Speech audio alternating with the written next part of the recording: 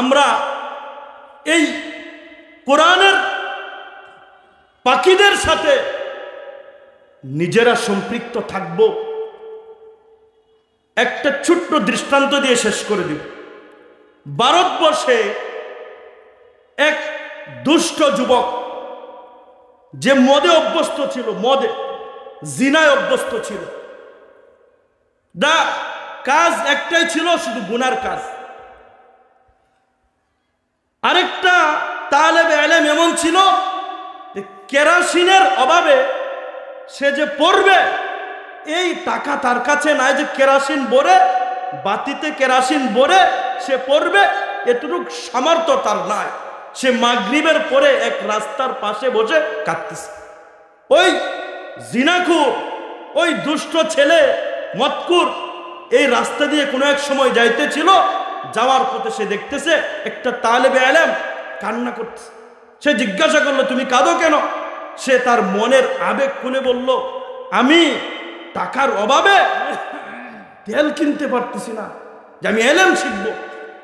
এই কথাটা দুষ্ট ছেলের মনে এমন তীরের মতো গাঁথল, সাথে সাথে সে আলাদা করলো, আজকে থেকে আমি আর মদ খাবো না, এই মদের টাকাগুলো তোমাকে দিব, তুমি তেল কিনবে, এরপরে তুমি পড়ালেখা করবে।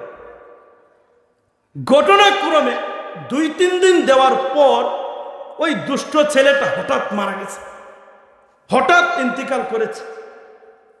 এলাকার সকলেই তাকে দুষ্ট জানতো, মদকুর, জুয়াকুর, জিনাকুর।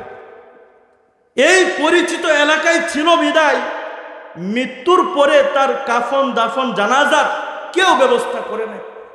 পরামর্শ সাপেক্ষে এক জঙ্গলের ভিতরে রেখে আসলো। 1 দিন, 2 দিন, 3 দিন, 3 দিন যাওয়ার পর ওই মহল্লার বড় বড় আলেমদের, জ্ঞানী ব্যক্তিদেরকে আল্লাহ তাআলা এক যুগে একসাথে কয়েকজনকে স্বপ্নে দেখাইলেন, আমার অমুক বান্দার কাফন দাফনের ব্যবস্থা করো। সকলে অবাক, একজনের স্বপ্ন আরেকজনের কাছে বলল। সে বলতেছে, আমিও তো একই স্বপ্নে দেখছি, আমিও তো একই স্বপ্নে দেখছি। 3 দিন পরে 4র্থ দিন তারা জঙ্গলে গেল। যাওয়ার পরে 3 দিন আগে যেই লাশ রেখে এসেছিল, 3 দিন আগে যেরকম ছিল 3 দিন পরে সেরকম। তারা তো আরো অবাক, একজন জিনাকুরের লাশ তরতাজা, লাশ তো পচেও নাই, এমন কি কোনো পোকামাকড়, এমন কি জঙ্গলের কোনো হায়াওয়ান জানোয়ারও স্পর্শ করে না। তাকে জঙ্গল থেকে আনা হলো, তার কাফনের ব্যবস্থা করা হলো, জানাজা পড়ানো হলো। জানাজার সময় এলান করা হইল, এই ব্যক্তির কোনো নেক আমল সম্পর্কে তোমরা কি কেউ জানো? এমন কি কেউ এখানে আছে যে তার কোনো একটা নেক আমল সম্পর্কে, একটা নেক আমল সম্পর্কে, তার ভালো আমল সম্পর্কে কেউ কি জানো? এখানে কি কেউ আছে? ওই তালেবে ইলমটা ছিল, সে কাঁদতে কাঁদতে তাদের কাছে গেল। আর এই ঘটনা তার সাথে ঘটে যাওয়া 3 দিন যাবৎ সে কেরোসিন কিনা তেলের দাম দিয়েছিল, এই ঘটনা খুলে বলল।